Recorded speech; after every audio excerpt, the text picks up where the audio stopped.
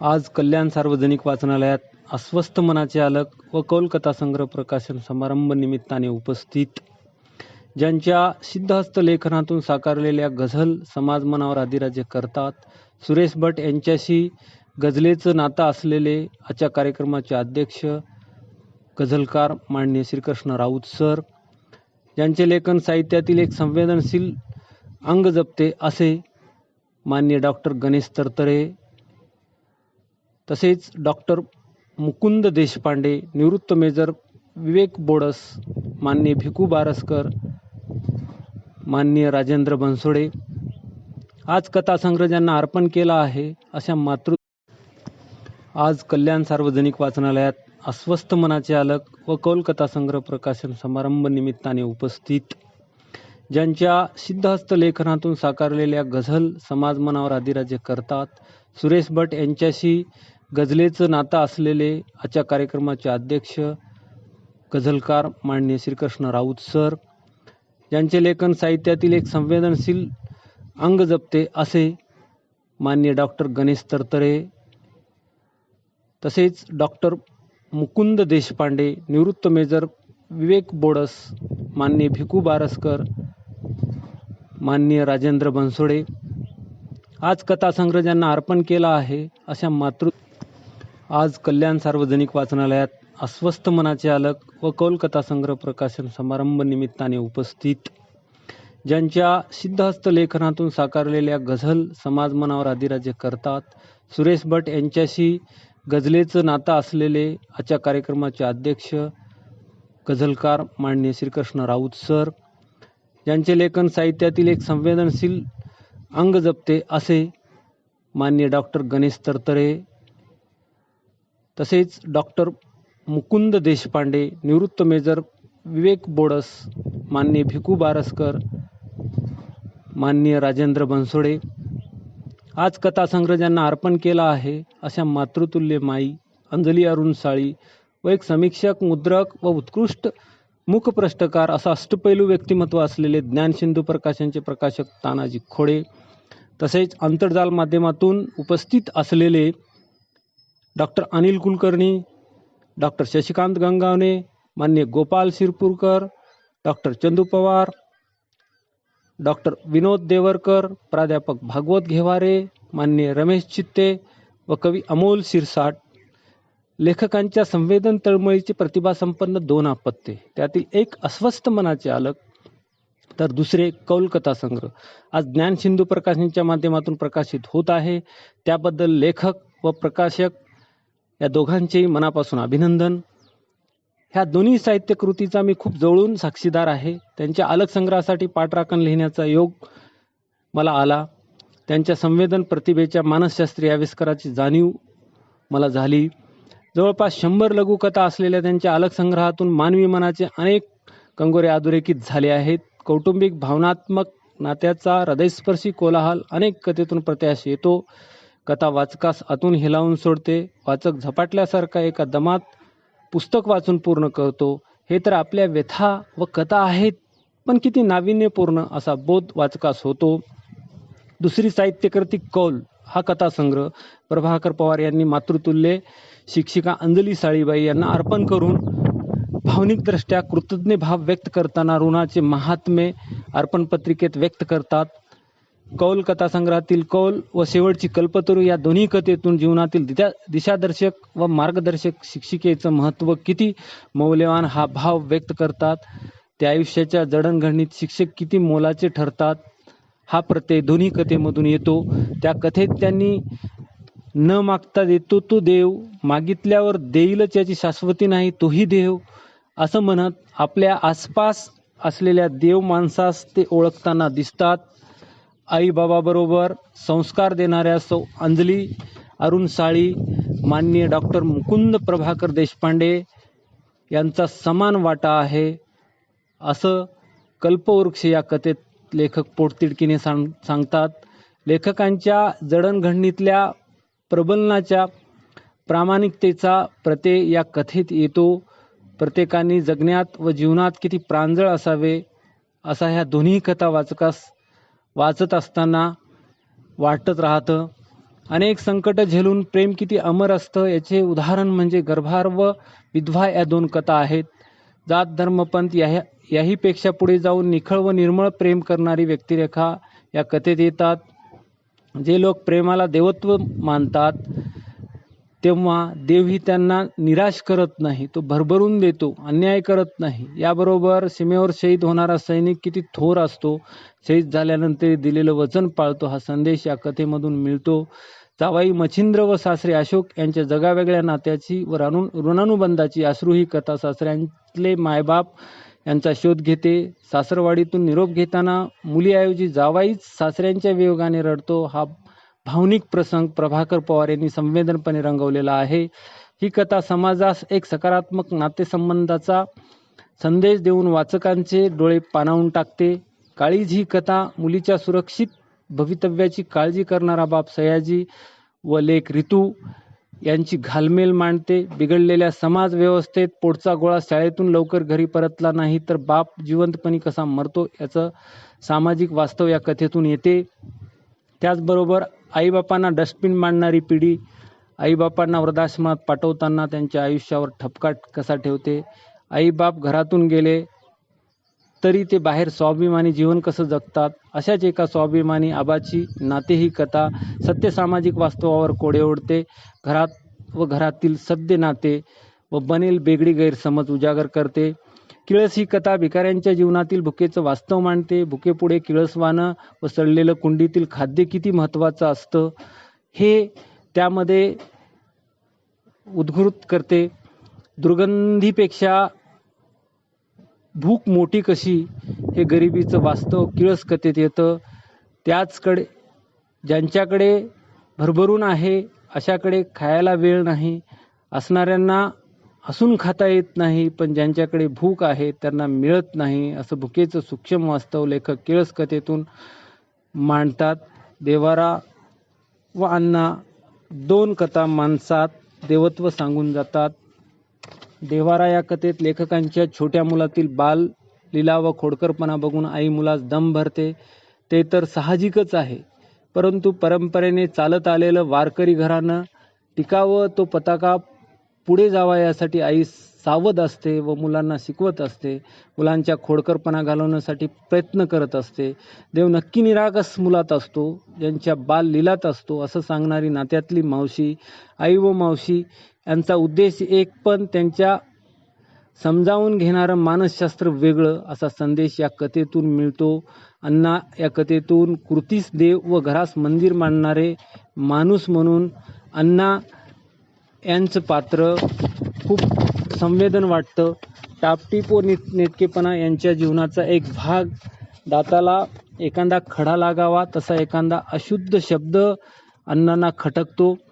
तसे त्यांच्यापुढे अशुद्ध बोलणाऱ्याची गय नसते, म्हणून लेखक त्यांच्यापुढे बोलत असताना लेखकाची होणारी तारांबळ व त्यांच्याविषयीचा आदर या कथेतून व्यक्त होतो.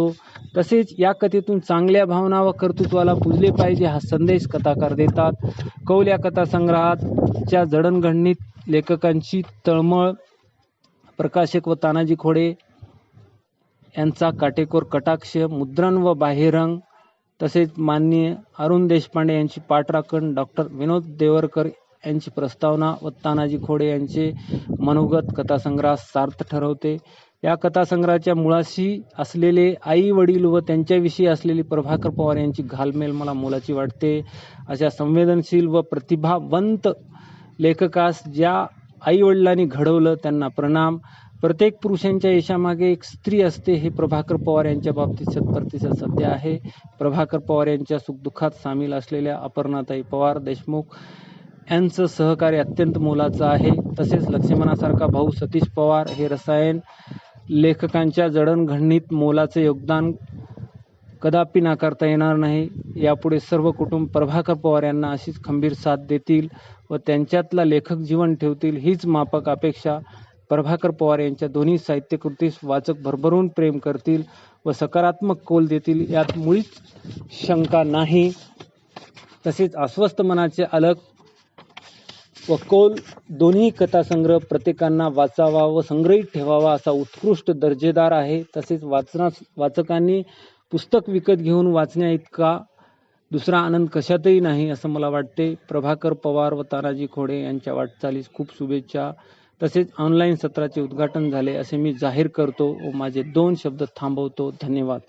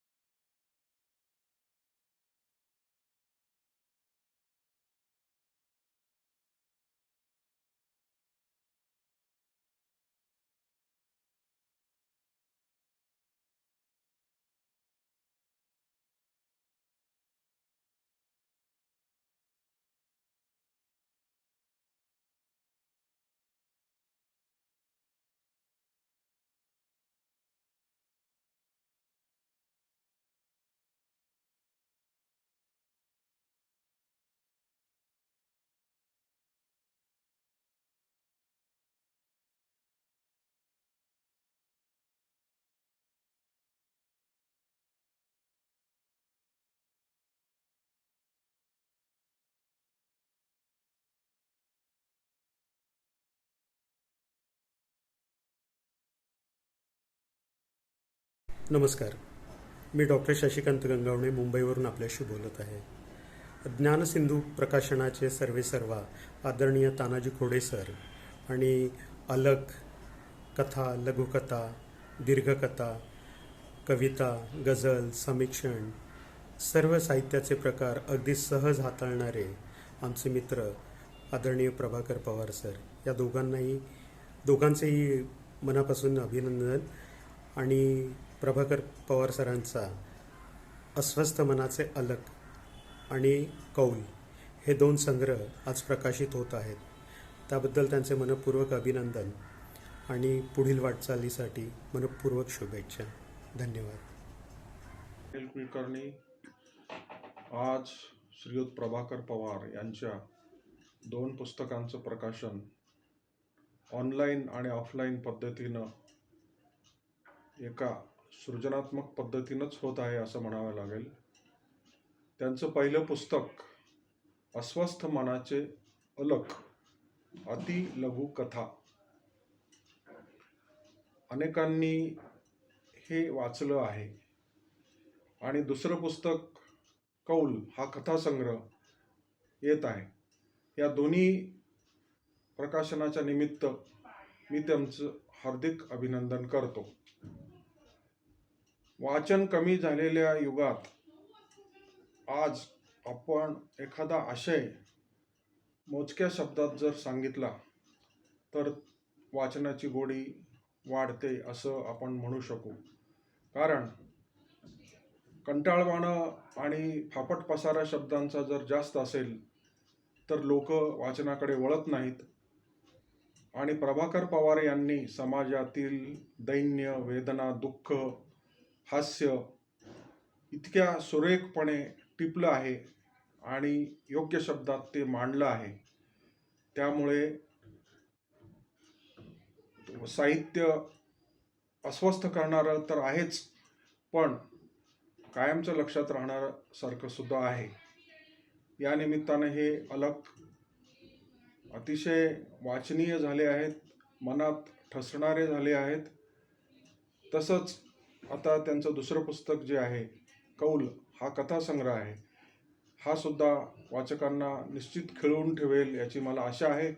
आणि प्रभाकर पवार हे सातत्यानं समाज माध्यमावर विविध अंगानं लिखाण करत असतात. गझलसुद्धा ते लिहितात, कथासंग्रह लिहितात, कवितासुद्धा ते लिहितात. तर त्यांची साहित्य निर्मिती अशीच भरभराटीला येवो या प्रसंगी मी शुभेच्छा व्यक्त करतो. आणि ज्ञानसिंधू प्रकाशकाचे सुद्धा मी आभार व्यक्त करतो की त्यांनी प्रभाकर पवार यांच्या साहित्यकृतीला योग्य प्रसिद्धी देऊन सन्मान केला आहे. धन्यवाद. नमस्कार. प्रभाकर पवार सर आणि व्यासपीठावर सन्मानित प्रतिष्ठित पाहुणे या सगळ्यांना माझा नमस्कार. मी तुषार यशवंत ठाकरे, राहणार वाडा, जिल्हा पालघर. कवी, लेखक, प्रकाशक, वक्ता अशा विविध क्षेत्रामध्ये मी सध्या कार्यरत आहे. प्रभाकर पवार सरांची आणि माझी ओळख समजायची झाली कधी फेसबुकच्या माध्यमातून झाली आणि साहित्य हा आमचा समान धागा असल्यामुळे ती उत्तर वाढत गेली. आता जेव्हा कधी आम्ही मला फोन करतो तेव्हा फक्त साहित्य विषयावर बोलत असतो. बोलण्याच्या युगात मी प्रभाकर सरांना विचारलं, सर तुम्ही लिखाणासाठी किती वेळ देता? तेव्हा सर बोलले मी एका केमिकल कंपनीत काम करतो आणि एकदा ते कंपनीत प्रोडक्शन स्टार्ट झालं की एंड होईपर्यंत मध्ये विकली ऑफ जरी आला तरी मला सुट्टी मिळत नाही. मग मी सरांना विचारलं, सर तुम्ही लेखनासाठी वेळ कसा काढता? तेव्हा सर बोलले, माझी ड्युटी 8 तास असते, पण जाताना आणि येताना जे टॉपिक लागते त्या टॉपिकमध्ये मी लिहितो. मी अक्षरशः अवाक झालो की जर आवड असेल तर सवड ही मिळते. हा धडा प्रभाकर सरांनी मला दिला आणि मी माझं एक अर्धवट राहिलेलं पुस्तक नव्याने लिहायला सुरुवात केली आहे. बोलण्याजोगात सर बोलले, आमच्या घरात आध्यात्मिक वारसा आहे. मी सरांना सांगू इच्छितो, विठुरायाची कृपा जशी तुमच्यावर आहे तशी सरस्वतीची कृपाही तुमच्यावर आहे. उत्तरोत्तर लिहित राहा आणि तुमच्या अनुभवाने आम्हाला समृद्ध करीत राहा. मी तुषार ठाकरे, उपाध्यक्ष अभिजात मराठी साहित्य सेवा संघ महाराष्ट्र राज्यच्या वतीने तुम्हाला खूप शुभेच्छा देतो आणि तुमचं पुस्तक मिळाल्यावर वाचून ते अभिप्राय नक्कीच देईन. धन्यवाद. नमस्कार. मी प्राध्यापक विनोद देवरकर. आजच्या ह्या अस्वस्थ मनाचे अलक हा अतिलघुकथा संग्रह आणि कौल या लघुकथा संग्रहाच्या प्रकाशन सोहळ्यास उपस्थित असलेले आपण सर्व, आपल्या सर्वांना माझा सप्रेम नमस्कार. आजच्या ह्या प्रकाशन सोहळ्याचे, ज्यांच्या पुस्तकाचं प्रकाशन आपण करतो आहोत, असे सिद्धहस्त लेखक प्रभाकर पवार, ज्यांच्या ह्या लेखणीला प्रकाशित करायचं कार्य ज्यांनी केलेलं आहे असे प्रकाशक श्री तानाजी खोडे सर. ज्ञानसिंधू प्रकाशन ह्या माध्यमातून हे दोन्ही कथासंग्रह आपल्यासमोर तानाजी खोडे सरांनी आणलेले आहेत. तर या द्वयींचे मी इथं मनापासून अभिनंदन करतो की ज्यांच्यामुळं हा सोहळा आज आम्हाला बघायला मिळतो. आजच्या ह्या पुस्तक प्रकाशनाचं विमोचन करण्यासाठी माननीय सौ अंजली साळी मॅडम, त्यांच्यासोबतच प्राध्यापक व्यंकटेश सोळंके सर यांचे सुद्धा मी मनापासून इथं अभिनंदन करतो की ज्यांच्या सिद्ध हस्ते याचं प्रकाशन इथं झालेलं आहे. आपल्यासोबतच उपस्थित असलेले सर्व ऑफलाईन आणि ऑनलाईन जे सहभागी आहेत त्या सर्व मित्रमंडळीचे इथं मी मनापासून अभिनंदन करतो, कारण आपण या सोहळ्याचे साक्षीदार आहात. ऑनलाईनमध्ये प्रामुख्याने मी आमच्या मित्रमंडळींची काहींची नावं इथं घेऊ इच्छितो. जसं डॉक्टर चंदू पवार आहेत, जे पुसदवरून आपल्याला जॉईन केलेले आहेत. भागवत घेवारे उस्मानाबादचे आहेत. रमेश चित्ते सर आहेत. डॉक्टर शशिकांत गंगावणे सर आहेत. डॉक्टर अनिल कुलकर्णी आहेत. प्राध्यापक गोपाल शिरपूरकर आहेत. आणि त्यासोबतच अकोल्याहून दैनिक प्रबुद्ध भारतचे संपादक माननीय अमोल शिरसाट सर आहेत. तर ह्या सर्वांच्या उपस्थितीमध्ये हा सोहळा इथं पार पडतो, याचा मला मनपूर्वक आनंद आहे. प्रभाकर पवारांनी सुरुवातीला मनोगतातच सांगितलेलं आहे की हा जो कथासंग्रह आहे याची निर्मिती कशी झाली.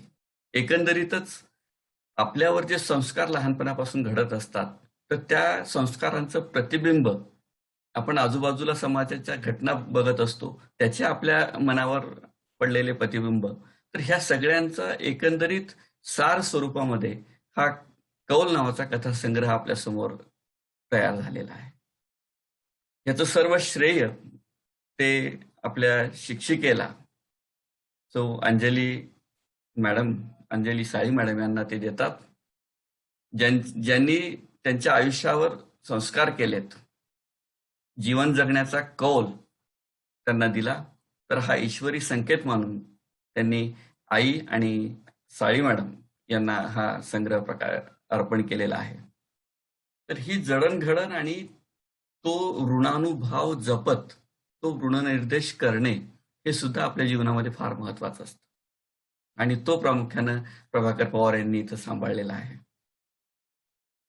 प्रकाशकीय वक्तव्यामध्ये तानाजी खोडे सरांनी फार सुंदर अभिप्राय तिथे त्यांनी दिलेला आहे की एकंदरीतच जीवनानुभव देणाऱ्या ह्या सगळ्या कथा आहेत, आणि जीवनानुभव देत देत आपल्याला मार्गदर्शन करणाऱ्या कथा सुद्धा याच्यामध्ये आपल्याला त्यांनी पेरलेल्या दिसतात.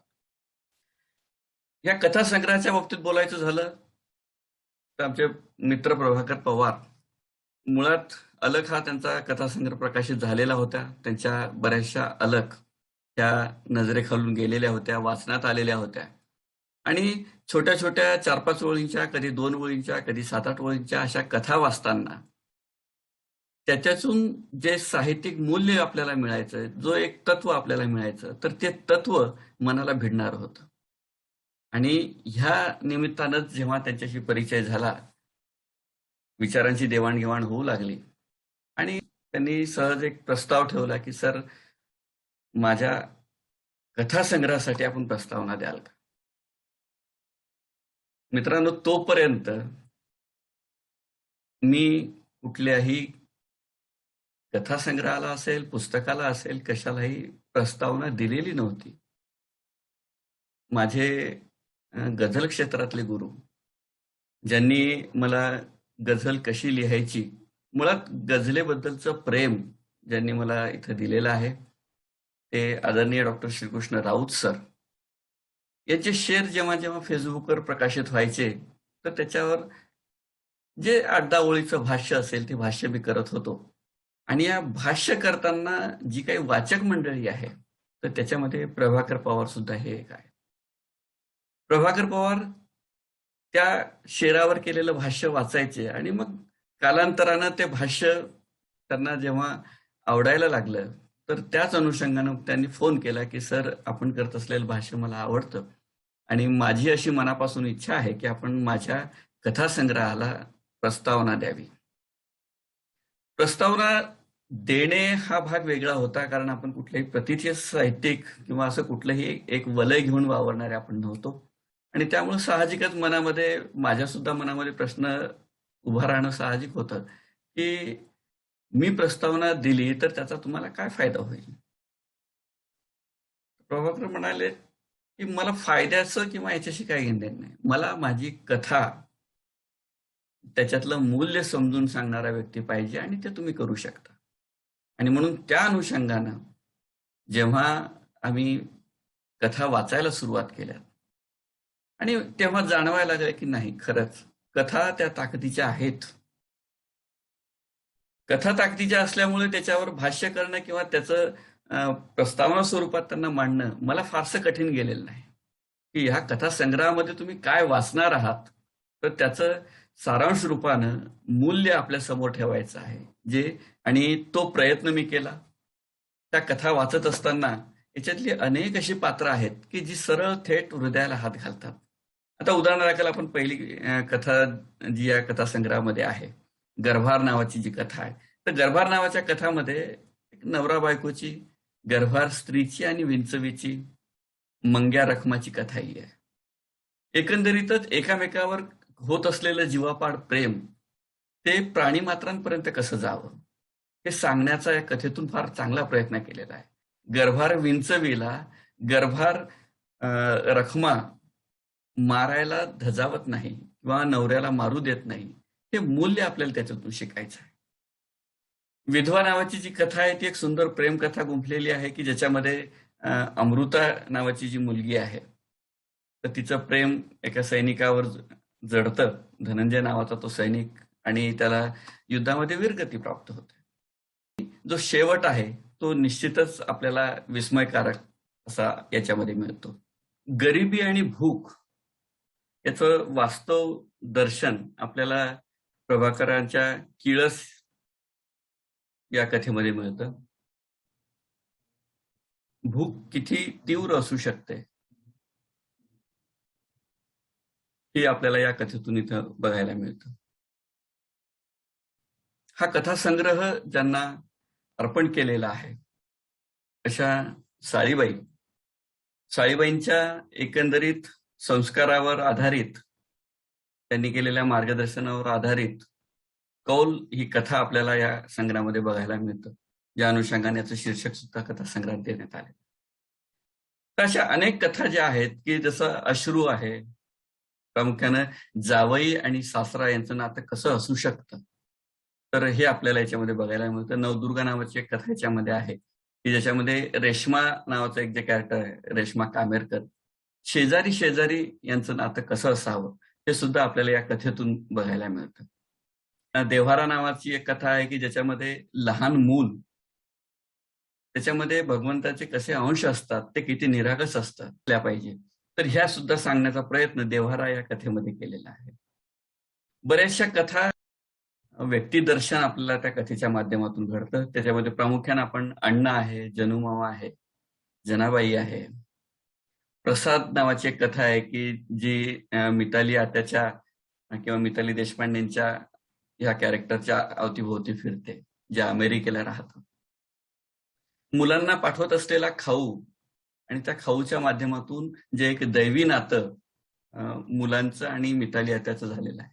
तर हा सगळा मांडण्याचा प्रयत्न हे प्रसाद या कथेमध्ये प्रभाकरांनी केलेला आहे. समाजामध्ये उभं राहण्यासाठी अजिता भाभी एक कॅरेक्टर मावरावाली या कथेमध्ये त्यांनी पेरलेलं आहे. तर हे सगळ्या ज्या गोष्टी आहेत हे आपल्याला काही ना काही अनुभव, काही ना काही त्याच्यातून जीवनानुभूती देण्याचं कार्य ह्या कथा करत आहेत. सवत ही कथा तर 2 धर्मांच्या मधली कथा आहे. नाते नावाची एक कथा आहे की आपण बघतो आई वडिलांच्या मुलांच्या नात्यावर आजकाल कुठल्या पद्धतीनं आरोप प्रत्यारोप होत असतात. वडीलधाऱ्या मंडळीला घरातून बाहेर काढलं जातं. तर एकंदरीत ह्या नात्यांवर आधारित ही कथा आपल्याला याच्यामध्ये बघायला मिळते. तर अशा जवळपास 18 कथा आपल्याला ह्या कथासंग्रहामध्ये, कौल या कथासंग्रहामध्ये मिळतात की ज्या एकापेक्षा एक सुंदर अशा कथा याच्यामध्ये आहेत. कथेची भाषा जर बघितली तर शहरी भाषा आपण त्याला म्हणू, पूर्ण ग्रामीणही नाही आणि शहरी नाही. तर कथापात्रांच्या अनुषंगानं जी भाषा बोलली जाईल त्या भाषेत ह्या कथा बोलतात आणि प्रत्येक कथापात्र जे आहे तर ते त्याच्या स्वतंत्र भाषेत जरी बोलत असलं तरी ते प्रथम पुरुषी एकवचनी असल्यामुळे ते आपणच आहोत का अशी अनुभूती आपल्याला वारंवार येत राहते. ही कथा कुठेतरी माझ्या भोवती फिरते का? कारण हे जिवंत अनुभव आहेत. हे असे अनुभव आहेत की साधारणपणे प्रत्येकाच्या आजूबाजूला घडलेले असू शकतात किंवा ते घडणारे असू शकतात आणि त्याच्यामुळे हा जो अनुभूतीचा प्रत्यय आहे तो वारंवार आपल्याला याच्यामध्ये येत असतो. तर अशा सुंदर कथासंग्रहाच्या निर्मितीमध्ये माझ्या प्रस्तावनेचा हातभार कुठेतरी लागला याचा मला मनस्वी आनंद आहे आणि म्हणून प्रभाकर पवारांचे मी इथं मनापासून धन्यवाद व्यक्त करतो आणि एक चांगलं कार्य माझ्या हातून इथं घडल्याचं समाधान मला आज इथं मिळतंय. प्रभाकर पवार हे निश्चितच एक उत्कृष्ट कथा लेखक आहेत, ज्यांची सुरुवात अतिलघुकथापासून कथेपर्यंत आलेत, लघुकथेपर्यंत आलेत. यानंतरच्या प्रवासात त्यांची कथा अधिक मोठी होत जावो, अधिक प्रगल्भ होत जावो अशी मी ईश्वरचरणी प्रार्थना करतो. त्यांच्या प्रवासामध्ये आम्हीही मित्र म्हणून कायम सोबत राहणार आहोत अशी ग्वाही आपल्या सर्वांना मी इथं देतो आणि माझे 2 शब्द जे आहेत शुभेच्छांसह मी इथं थांबवतो. धन्यवाद. आज माझे लेखक मित्र श्री प्रभाकर पवार सरांचे अस्वस्थ मनाचे अलक आणि कौल हे 2 कथासंग्रह ज्ञानसिंधू प्रकाशन नाशिक यांच्याकडून प्रकाशित होत आहेत.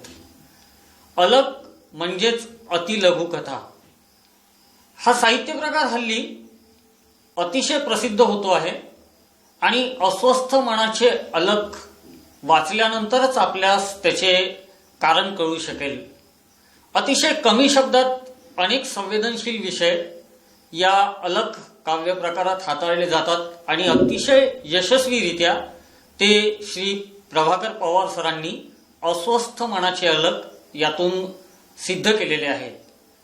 कौल या कथासंग्रहामध्ये सुद्धा आपणास ग्रामीण जीवनापासून ते शहरी वातावरणातील विविध समस्या आणि त्यांच्याशी निगडीत मार्मिक कथा आपल्याला वाचायला मिळणार आहेत.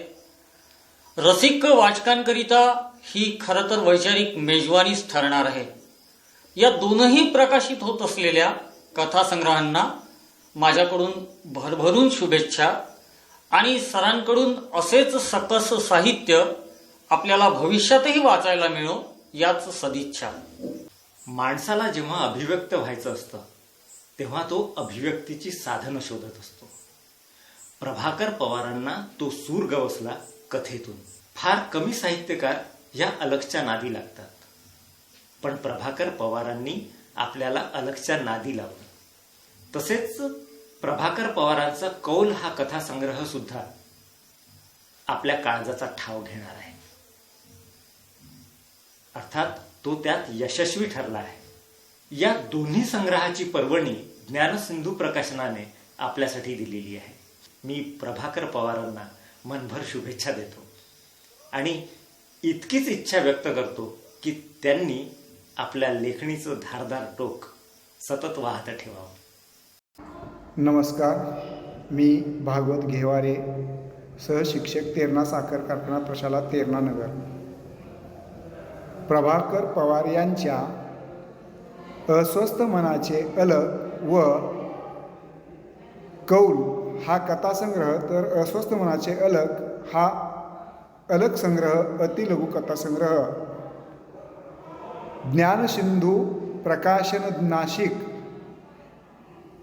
या प्रकाशनामार्फत पहिल्या अलग संग्रहानंतर कौल हा त्यांचा कथासंग्रह तेवढ्याच दमदार स्वरूपात पुढे आलेला आहे आणि आज त्याचं प्रकाशन होत आहे. या प्रकाशन सोहळ्यासाठी माझ्या त्यांना खूप खूप शुभेच्छा. अलग संग्रहानंतर प्रभाकर पवार यांनी कौल या कथासंग्रहाच्या माध्यमातून दमदार असे पदार्पण केलेले आहे. या संग्रहातील सर्व कथा नितांत सुंदर असून सर्वांनी अवश्य वाचाव्यात अशा आहे. त्यांना पुन्हा एकदा शुभेच्छा. धन्यवाद. अस्वस्थ मनाचे अलख आणि कौल या दोन कथासंग्रहाचे प्रकाशन आज दोन्ही पद्धतीने करण्याचे योजलेले आहे. ऑनलाईनही आहे आणि ऑफलाईनही आहे. म्हणजे एका अर्थानं प्रभाकर पवार यांच्या या दोन कथासंग्रहाचा प्रकाशन सोहळा हा त्यांचे नातेवाईक,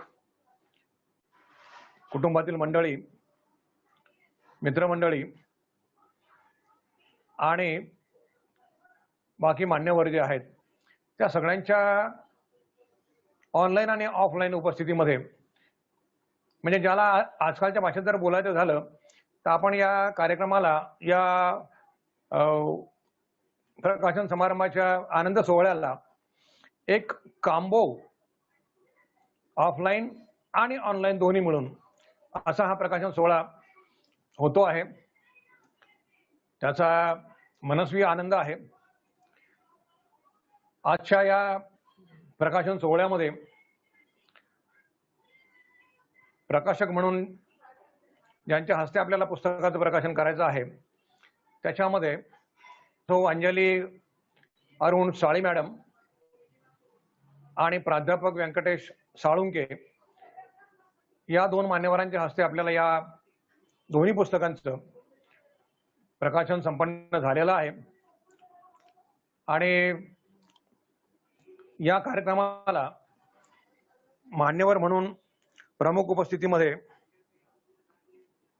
डॉक्टर मुकुंद देशपांडे, निवृत्त मेजर विवेक बोडस, प्राध्यापक डॉक्टर गणेश तरतरे, भिकू वारसकर, राजेंद्र बनसोडे आणि ऑनलाईन उपस्थितीमध्ये अमेरिकेतून डॉक्टर मिताली देशपांडे, पुसदवरून डॉक्टर चंदू पवार, उस्मानाबादवरून डॉक्टर विनोद देवरकर,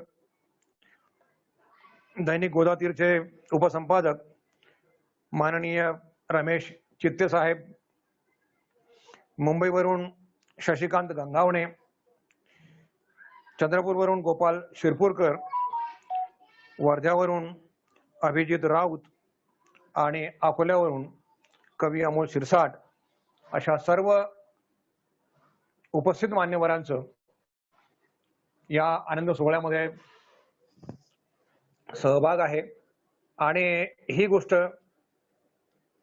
प्रभाकर पवार यांच्यासाठी अतिशय आनंदाची जशी आहे तशी आमच्या सर्वांसाठीच एक जे साहित्याच्या निमित्ताने एक कुटुंब जोडलं गेलेलं आहे त्या सर्वांसाठीच ही अतिशय आनंदाची गोष्ट आहे. अस्वस्थ मनाचे अलक असा एका कथासंग्रहाचं त्यांचं शीर्षक आहे. हा त्यांचा पहिला कथासंग्रह आहे. प्रभाकर पवार यांचा. आणि अ.ल.क. हा शॉर्ट फॉर्म जो आहे, संक्षेप जो आहे, तो संक्षेप आहे अति लघुत्तम कथा. अ.ल.क. त्यावरून एक स्पष्टपणे आपल्याला लक्षात येईल की पहिल्या कथासंग्रहामध्ये ज्याचं शीर्षक आहे अस्वस्थ मनाचे अ.ल.क. त्याच्यामध्ये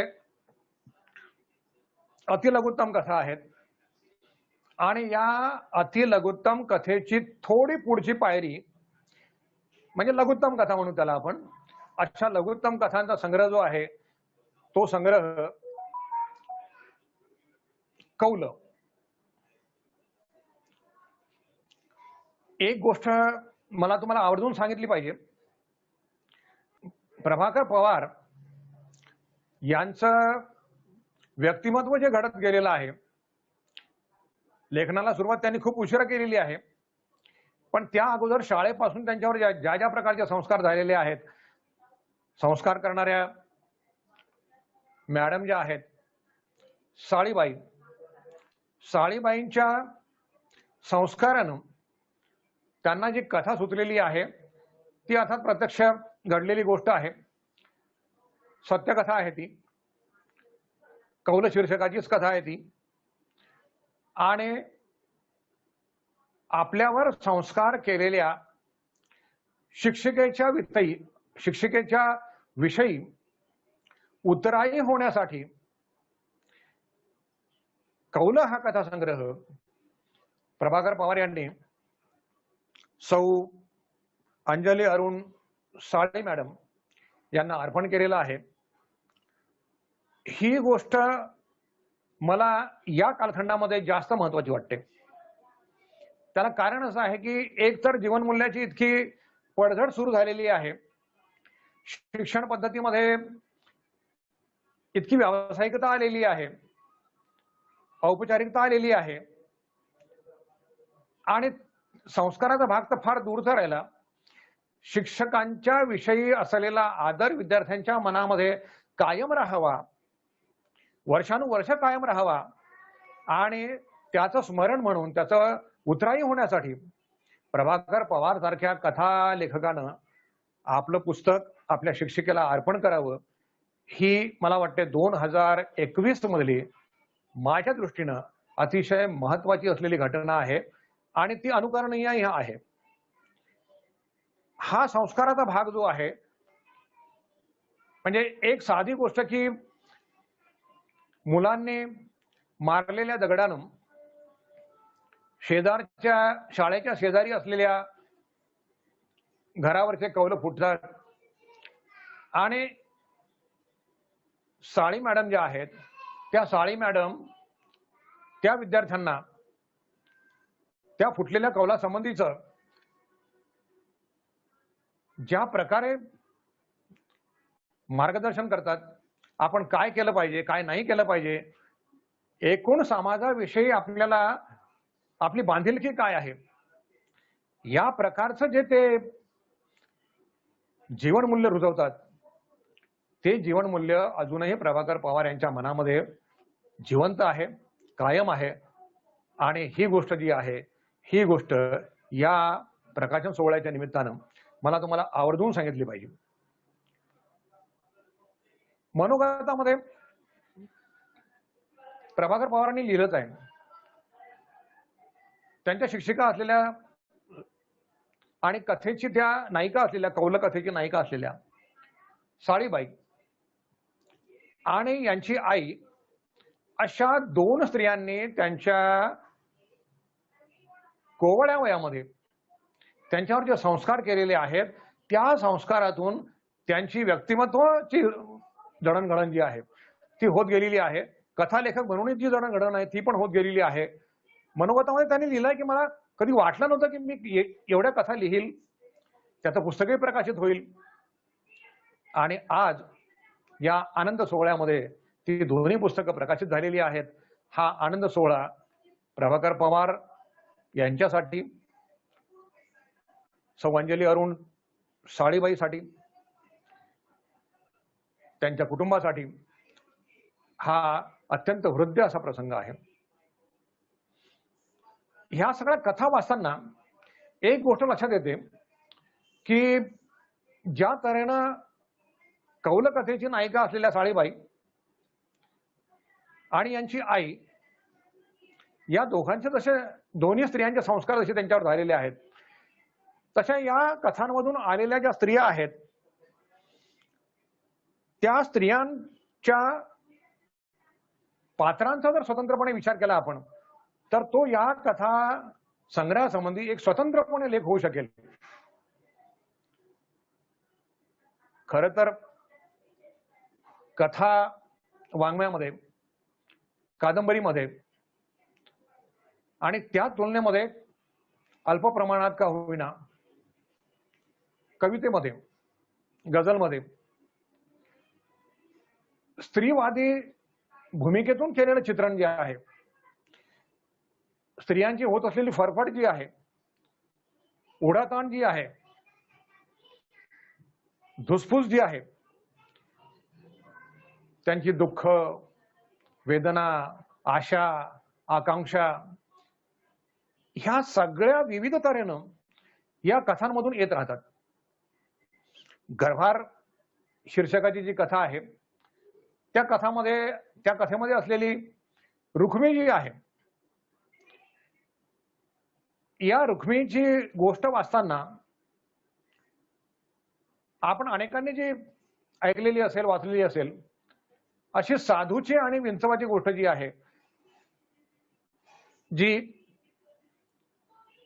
जीवनमूल्य रुजविण्यासाठी आपल्याला आपल्या अगोदरच्या पिढीकडून, शिक्षकांकडून आपण वारंवार ऐकलेली आहे, त्यांनी ती सांगितलेली आहे. तशाच प्रकारची त्या जीवनमूल्यांना समांतर जाणारी गोष्ट जी आहे, तशी गोष्ट त्यांनी त्या गर्भार कथेमध्ये गुंफलेली आहे. आणि त्यातली रुक्मिणी जी आहे ही स्वतःचा जीव द्यायला तयार होते, पण आपल्यासारखी गर्भार असलेल्या विंचवीला मंग्यानं मारू नये, तिचा जीव घेऊ नये असं तिला ती वाटते आणि ती त्या मंग्याला थांबवते, दगडानं ठेचण्यापासून तिला वाचवते. ही गोष्ट जी आहे, ही गोष्ट एका अर्थानं प्राणी मात्रांमध्ये असलेल्या पोटुशी स्त्रीलिंगांपासून, गर्भारशी असलेल्या बाईपासून, गर्भार असलेल्या बाईला विंचवी जरी तिनं डंख मारलेला असेल, तिचा तो धर्म आहे, पण मानव धर्म काय सांगतो, तर मानव धर्म सांगतोय की तिचा धर्म तिनं जरी पाळला असेल तर आपला धर्म आपण पाळला पाहिजे आणि आपण आपल्या समोर त्या गर्भार असलेल्या विंचवीचा मृत्यू होऊ देता कामा नये. या कथेतून एक जीवनमूल्य तुम्हाला रुजतं. आता प्रत्यक्षात हे असं घडलेलं आहे का, असेल का, हा प्रश्न कथा वाङ्मयाच्या दृष्टीनं, जीवनमूल्य रुजवण्याच्या दृष्टीनं फार महत्वाचा नाही राहत. मानवी संस्कृतीच्या इतिहासात कथा वाङ्मयाचं फार सर्वश्रेष्ठ स्थान आहे आणि कथेतून ज्या प्रकारे माणसांच्या वृत्ती प्रवृत्ती, द्वेष, असूया, मत्सर, लोभ, मद, काम, क्रोध, ह्या सगळ्या गोष्टी ज्या तऱ्हेने कथांमधून येतात, अगदी महाभारताचा विचार जर आपण केला तर त्या महाभारताच्या कथेमध्ये अनेक लोककथा त्याच्यामध्ये त्या काळातल्या गुंफलेल्या आहेत आणि त्या प्रत्येक कथेतून एक एक जीवनमूल्य तुम्हाला सांगण्याचं प्रयोजन आहे. मूळ मुद्दा असा आहे की खरोखर असं घडतं का, असा विचार वाचकांच्या मनामध्ये येऊ शकतो. माझ्याही मनामध्ये तो आला असेल, येतोच, प्रत्येकाच्या मनामध्ये तो येतो. परंतु घडलेलं असं आहे किंवा नाही हे जास्त महत्वाचं नाही, असं घडायला पाहिजे हा जो संदेश त्याच्यामधला आहे हे जास्त महत्वाचं आहे. जीवनमूल्य जपण्यासाठी असं घडायला पाहिजे हे जास्त महत्वाचं आहे. दुसरी कथा जी आहे विधवा, त्याच्यामधली अमृता जी आहे, सवत मधली दारकी आणि सकिना आहे,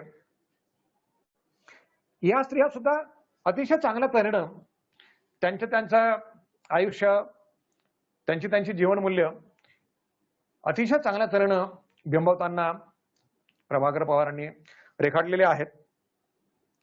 दारकी आणि सकिनाची गोष्ट तर दोन धर्मांची गोष्ट आहे.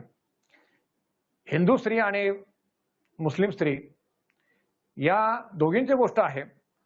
अगदी व्ही शांतारामचा शेजारी सिनेमा आपल्याला आठवावा अशा तऱ्हेची मांडणी प्रभाकर पवारांनी केलेली आहे. भावऱ्यावाली शीर्षकाची एक कथा आहे, त्याच्यामध्ये ती अजिताबाई आहे. ही भावऱ्यावाली म्हणजे डोक्यावर मासळीची पाटी, मासळीचं टोपलं घेऊन ती मासळ्या विकते, पोरांना शिकवते. ही कथा खर तर अशा प्रकारच्या अनेक स्त्रिया विविध व्यवसायातून ज्या आलेल्या असतात, त्यांच्या म्हणजे ज्यांचं जीवन अजून चांगल्या तऱ्हेनं मराठी वाङ्मयामध्ये आलेलं नाही, असे अनेक व्यवसाय प्रभाकर पवारांना खुणावत असतील. त्यातला हाही एक मासळ्या विकणाऱ्या बाईचा, त्यांनी चाललेले घालमेल, तिनं शिकवलेली मुलांचं लग्नानंतरचं वागणं, ह्या सगळ्या गोष्टी ज्या आहेत त्या अतिशय चांगल्या तऱ्हेनं सांगत असताना त्या अजिताबाईची भूमिका जी आहे ही आपल्याला अतिशय महत्वाची वाटते. या निमित्तानं प्रभाकर पवारांना मला फक्त एकच गोष्ट सांगायची आहे की 18 कथांचा संग्रह जो आहे कौल, या कौल कथासंग्रहामध्ये पहिल्या 2 कथा विधवा आणि गरबार, ह्या 2 कथा 9 पृष्ठांच्या कथा आहेत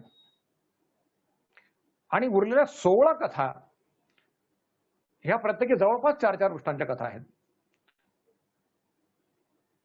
पहिल्या संग्रहाचा आणि दुसऱ्या संग्रहाचा म्हणजे अस्वस्थ मनाचे अलक, अतिलघुत्तम कथा, आणि त्याच्यानंतर येणाऱ्या ह्या कौलमधल्या 16 कथा ज्या केवळ 4-4 पृष्ठाच्या आहेत, ही त्याच्या कथालेखक म्हणून घडण्याच्या प्रक्रियेमधली एक पायरी आहे. पण कथेचा जीव जो आहे, आत्मा जो आहे, गाभा जो आहे, तो त्या अर्थानं एक जीवनमूल्य रुजवण्यापुरती गोष्ट जी आहे, आदर्शवाद रुजवण्यापुरती गोष्ट जी आहे, तेवढी सांगण्यापुरतच एक दोन घटना ज्या असतील तेवढ्याच त्या चित्रित करणाऱ्या त्या कथा आहेत. अर्थात या दोन्ही कथा संग्रहाचे कथालेखक प्रभाकर पवार, कौल संग्रहाचे प्रस्तावनाकार प्राध्यापक डॉक्टर विनोद देवरकर सर, दोन्ही पुस्तकाचे प्रकाशक तानाजी खोडे, ही तरुण मंडळी ज्या पिढीचं प्रतिनिधित्व करतायत, पण या तिघांमध्ये देखील अत्यंत दखलपात्र, उल्लेखनीय असं एक पोटेन्शियल आहे. प्रस्तावनाकार देवरकर सर असतील, प्रकाशक म्हणून आपलं मनोगत मांडणारे तानाजी खोडे सर असतील, आणि प्रभाकर पवारांचं मनोगत त्याच्यामध्ये आहे प्रभाकर पवार असतील. हे पोटेन्शियल अधिक वाढण्यासाठी काय केलं पाहिजे? अर्थात तुम्ही कोणता वाङ्मय प्रकार लिहिता हे फार महत्वाचं नाही. तुम्ही कथा लिहा, कादंबरी लिहा, कविता लिहा, गझल लिहा, सिनेमाची गाणी लिहा, गीतं लिहा, मुक्तछंद लिहा, छंदात्मक लिहा,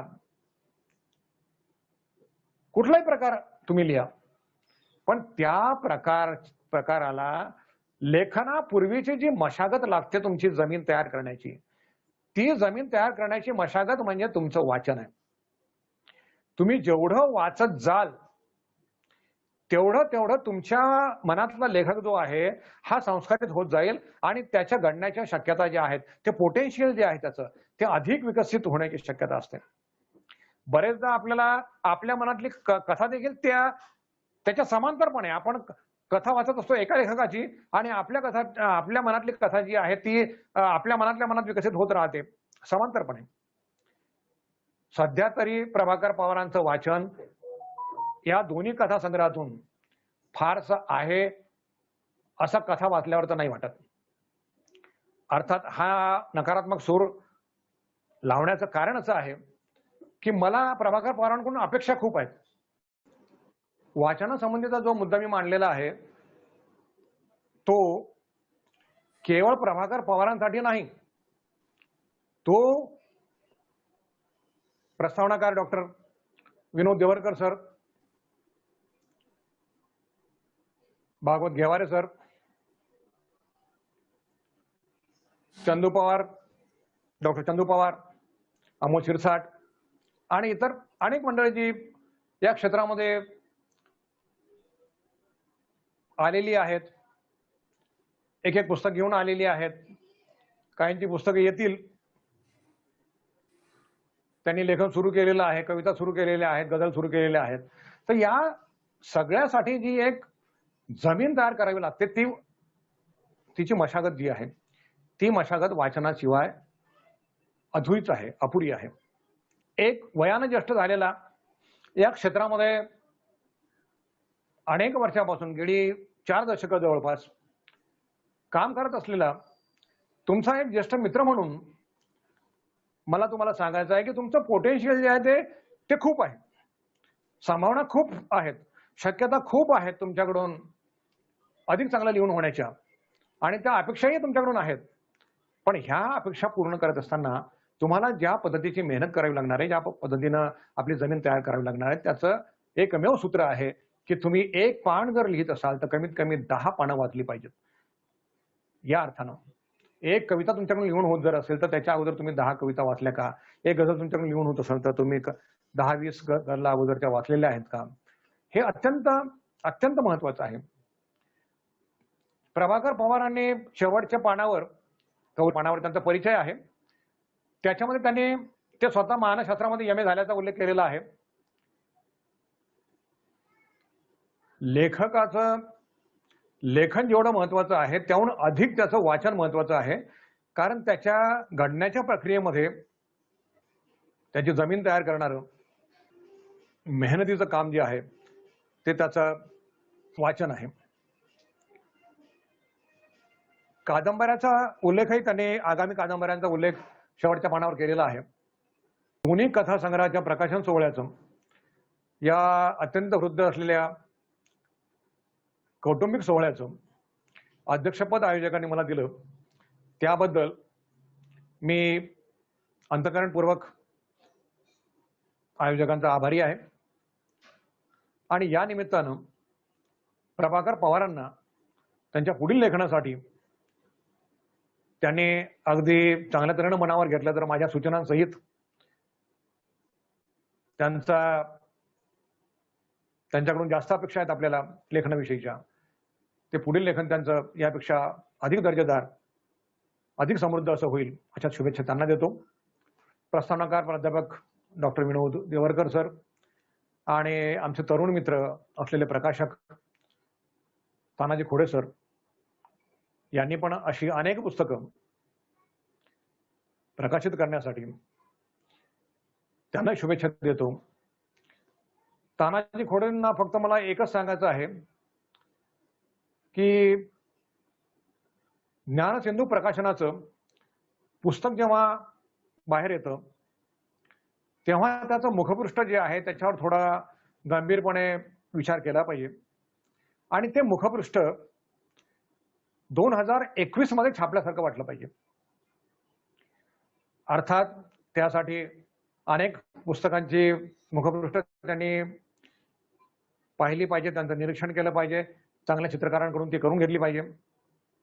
कारण जेवढं महत्वाचं आतला मजकूर असतो, आतलं मॅटर असतं, तेवढंच महत्वाचं त्याचं मुखपृष्ठ पण असतं.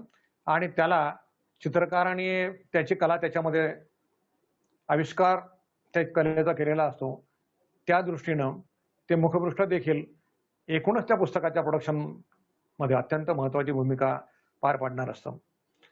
तुमच्या सर्वांना पुन्हा एकदा मनपूर्वक शुभेच्छा.